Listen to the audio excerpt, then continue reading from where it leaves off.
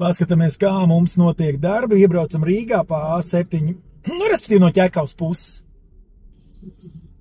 Tik būtiski sašaurināms josla noslēgta nepareizi. Jā, var to darīt ar vecakņiem, bet viņiem jābūt ļoti tuvu 3 izvietotiem tādā diagonālē. Tik būtisks šoseis valsts nozīmes.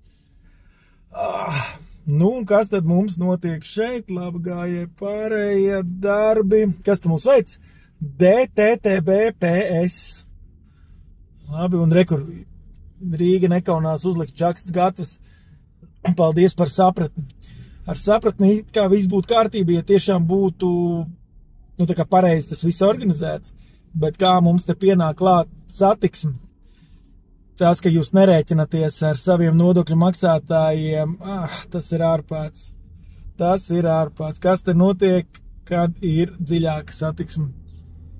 Jā, piebraukšanai bija jānotiek paralēli ceļā, kā tas jau ir izskanējis, un šādi ir gan Latvijas valsts ceļu atbildība, būvuzrauga atbildība, pasūtītāja atbildība, absolūti nerēķināšanās, tā kā domājat, par ko jūs balsojat, viennozīmīgi mēs redzam vienotība un progresīvie, saucamie progresīvie šeit ir tieši pie vainas, un jā, nu aicinu nebalsot par šīm partijām Rīgā vismaz.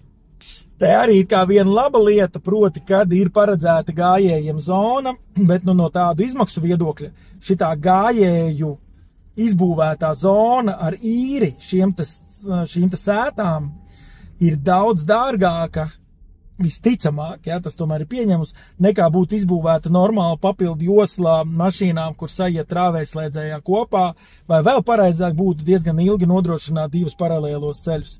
Jo šī te noma šiem te gājējiem no abām pusēm ir padārgs process. Šobrīd ir panāks tas, ka gājējiem, nu kā jūs redzat, nav baigi daudz gājēju, ja? Gājējiem tas risinājums ir labāks un lielāks nekā autovadītājiem, kura intensitāte šeit ir daudz lielāka. Bet tas ir labi, ka ir gājēji paredzēta zona.